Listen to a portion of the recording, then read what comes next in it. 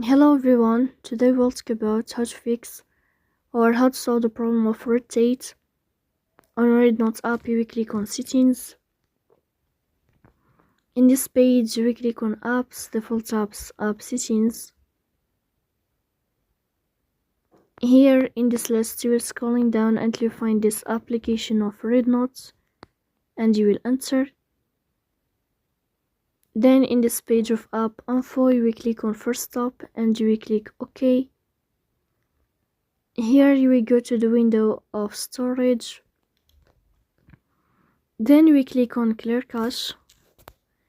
In the end you can turn off your phone and you can restart your phone again to fix that problem. So please don't forget to support us by like and subscribe. See you next time in another video and thank you for your watching and your attention.